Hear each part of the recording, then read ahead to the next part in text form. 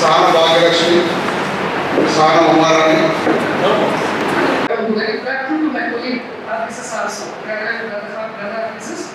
ఈ ఓఎస్ 2008 అనేది ఫస్ట్ నుంచి కూడా లాస్ట్ నేర్చుకోగలరు ఏనాడు నా నోటీస్లోకి వచ్చింది. అది ఏంటంటే దానికి ఆ రోజు ఫస్ట్ టైం చెప్పడం జరిగింది. అడ్వకేషన్ ఉద్దేశించి మరి కన్సల్ట్ అడ్వకేషన్ ఉద్దేశించి అలాగే మరి సబ్జెక్ట్ గారి బ్రదర్ని కూడా ఉద్దేశించి you take every step and see that the matter is settled in the local అదాలత్ అని చెప్పి చెప్తే అప్పటి నుంచి ఇట్ ఈస్ కంటిన్యూస్లీ చేసే continuous persuasion from the both the houses on record and as well as the my brother senior civil judge garu and మా initiation కొంతవరకు ఉంటే ఏడీజీ ఫస్ట్ ఏడీజీ గారిది అలాగే నాది కొంతవరకు 20% ఇనిషియేషన్ ఉంటే మిగతా ఇనిషియేషన్ అంతా కూడా కన్సర్న్ కౌన్సిల్స్ అండ్ మా brother really congratulate my brother for disposing of getting of disposing of the oldest matter ఇది ఆన్ ఫైల్ ఆఫ్ దిస్ యూనిట్లోని ఓల్డెస్ట్ కేసు డిస్పోజ్ చేసినందుకు really congratulate myself and first ADJ garu really congratulate and give him a big applause and the program appreciation. తర్వాత ఇక్కడ ఉన్నటువంటి ఆంధ్రలో ఉన్నటువంటి మహేంద్ర గారు అలాగే ప్రతాప్ గారు really thank you very much. ఎందుకంటే మీ యొక్క పర్సువేషన్ లేనిదే మీ యొక్క ఇనిషియేషన్ లేనిదే ఇది సాధ్యం కాదు. కాబట్టి మా అందరి తరఫున కూడా very much thank you for you because of your constant persuasion on this aspect. అలాగే పార్టీస్ కూడా వాళ్ళ సదుపాయాలు ముందుకు వచ్చి వాళ్ళ యొక్క ఓల్డెస్ట్ మ్యాటర్ని ఈ ఇరుపక్షాల నెగోషియేషన్స్ తోటి వాళ్ళు సెటిల్ చేసుకుని అతి తక్కువ అర్లీ డిస్కో 8 సంవత్సరాలు ఉన్నటువంటి ఒక ఎత్తు అయితే ఇది అనుకున్న కాడి నుంచి మనం 1.5 మంత్లో డిస్పోజల్ తీసుకురావడం అనేది రియల్లీ ఏ గుడ్ థింగ్ అమ్మా. మీ యొక్క మిమ్మల్ని ఆదర్శంగా తీసుకుని ఈ ఓల్డెస్ట్ మ్యాటర్స్ ఎవరైతే ఉన్నారో కక్షిదారులు వాడు కూడా వాడు ముందుకు వచ్చి ఇరుపక్షాలు కూర్చొని ఒక రాజమార్గం అనే దాని ద్వారా వాళ్ళ కేసెస్ సెటిల్ చేసుకుంటే ఇది లోకల్ ద్వారా సెటిల్ చేసుకోవడం మీకు ఓటు తీసుకోవడం మీకు వాపస్ వస్తుంది. కాబట్టి మీరు ఎవరైనా ముందుకు వచ్చి మీరు అందరికీ ప్రేరణగా నిలిచారని చెప్పి మిమ్మల్ని అందరికీ కూడా party both the parties really big applause please big applause cooperation.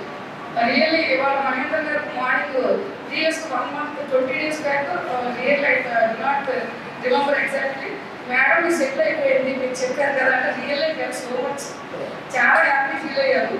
ఇవాళ వచ్చి మళ్ళీ మేడం డీటెయిల్స్ కంటిన్యూస్గా మేము పర్సువేషన్ చేస్తా ఉన్నాం. It came to an end successfully it came to an end and it is going to end today by local award ద్వారా అని చెప్పిన తర్వాత రియల్లీ ఫెల్ హ్యాపీ సో మచ్ అండి. అంటే మళ్ళీ ఇంకొకసారి మా యూనిట్ అందరి తరఫున కూడా మా జగిత్యాల జుడిషియల్ తరఫున అందరి తరఫున కూడా I really thank you very much and also thank you concern parties కూడా రియల్. ఇక్కడ మా బ్రదర్ ఏదైతే చూసినట్లయితే ఈ కోర్టులో మొత్తం యూనిట్లో లేనటువంటి ఓల్డెస్ట్ కేసెస్ అని మా బ్రదర్ కోర్టులోనే ఉంది. ఎందుకంటే what I observe is that ఈయన ఉన్నటువంటి బర్త్ యాక్షన్స్ కానీ అది అర్థం చేసుకోగలరు. బికాజ్ నెంబర్ ఆఫ్ కేసెస్ అంటే చాలా ఓల్డెస్ట్ కేసెస్ పాపం ప్రీవియస్ ఎప్పటి నుంచో పెండింగ్ ఉన్నాయని కూడా ఉన్నాయి. అది మొత్తం టాస్క్ అంతా బ్రదర్ మీద పడింది. అది ఒక విధంగా ఏంటంటే ఆయన స్ట్రెస్ గురవుతుంటే నేను కొన్ని మీ యొక్క కోఆపరేషన్ తోటి కోఆర్డినేషన్ తోటి కొన్ని ఓల్డెస్ట్ మ్యాటర్స్ టేకప్ చేసుకుని అతి త్వరితగతిని మనం పార్టీలు కూడా కూర్చోబెట్టి నెగోషియేట్ చేసి సెటిల్ చేసుకుంటే ఎంత పార్టీలు లబ్ధి పొందుతారు. అలాగే మన కోర్టులో ఉన్నటువంటి ఓల్డెస్ట్ కేసు కూడా డిస్పోజ్ అవుతుంది. అలాగే అడ్వకేట్స్ కూడా వాళ్ళ ఫీజు సకాలంలో వస్తుంది. ఈ 3 జరుగుతాయి కాబట్టి లెటర్స్ ఫోకస్ ఆన్ లోకల్ ద్వారా చేయడానికి ప్రయత్నిద్దాం. అన్ని మెరిట్స్ డిస్పోజ్ కావాలంటే ఇన్ని ఓల్డెస్ట్ కేసెస్ 2008, 9, 10 అవన్నీ ఉన్నాయి. అవన్నీ కూడా ముందు కూడా మీ అందరి తరఫున కూడా సేమ్ కోఆపరేషన్ రావాలని ఇలాగే ఎవరైతే మీరు ఇన్స్పిరేషన్గా నిలిచారో మీరు మిమ్మల్ని చూసి మిగతా వాళ్ళు కూడా ముందుకు రావాలని మా యూనిట్లో ఇటువంటి మళ్ళీ ఇంకొకసారి మనం ఇటువంటి ఓల్డెస్ట్ కేసెస్ డిస్పోజ్ చేసి ఆ యొక్క సంతృప్తి మనం ఈ విధంగా ఒక మీటింగ్ ద్వారా మనం అందరం కూడా పాల్గొంచుకోవాలని చెప్పి కోరుకుంటూ really I thank once again to both the counsels on record and also to the my brother Mallik garu and also to the parties concern. I really thank you lot. ఈ సందర్భంగా ఫస్ట్ ఏడీజే గారు కూడా 2 మొక్కలు చెప్పని చెప్పి నేను కోరుకుంటున్నాను.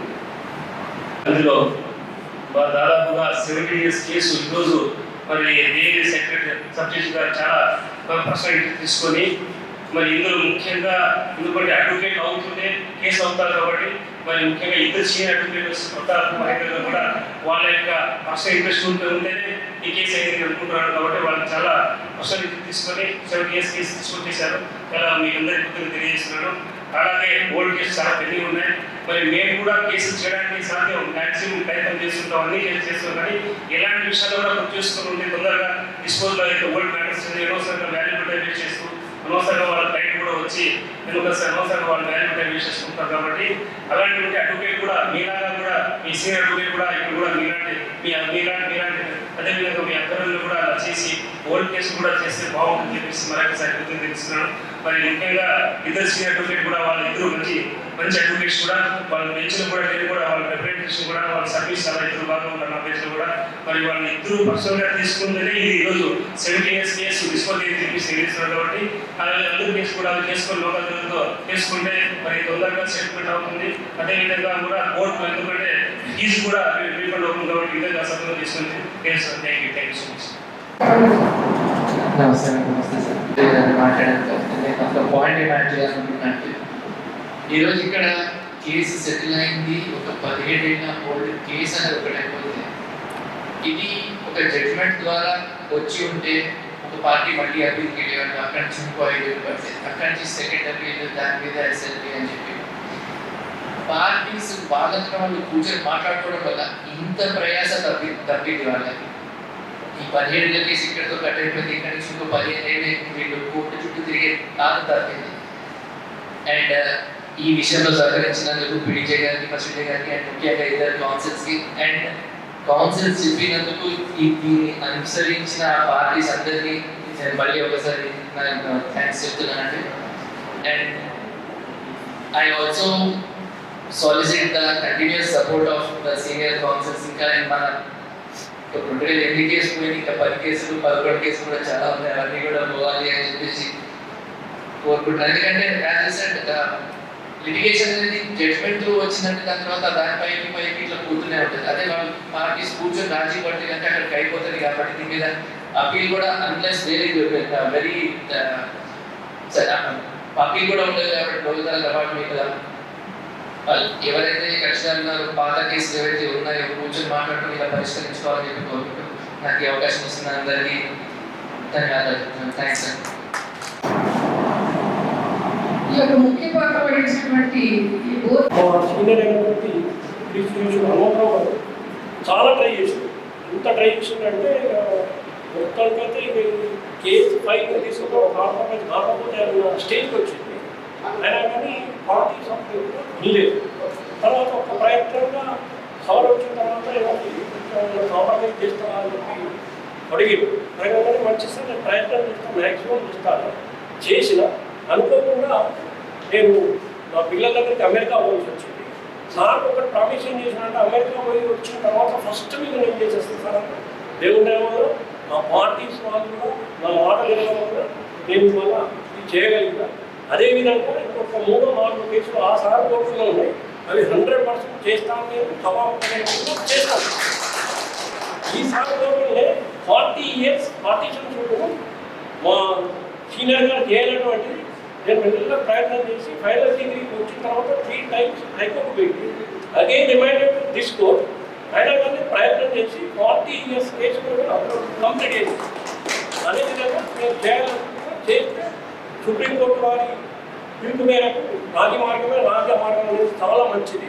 మీరు చూస్తున్నారు కదా, first appeal, second appeal, supreme court, special petition ఇవన్నీ ఏమవుతాయంటే మళ్ళీ ఎక్కడికి వస్తుంది, అదే వచ్చేటువంటి పార్టీషన్ ఫుడ్లో ఎంత షేర్ వస్తుందో అంత షేర్ వస్తుంది, లేకపోతే ఇంకొక షేర్ వస్తుంది. కానీ దీనివల్ల మీకు అనవసరంగా వృధా అవుతుంది, మానసికంగా కూడా చాలా దెబ్బతింటుంది. కాబట్టి నేను కూడా ఏం చెప్తున్నా అంటే రాజ్య మార్గం దానివల్ల ఫేస్బుక్ చాలా మంచిది చెప్తున్నా. దానికి అవకాశం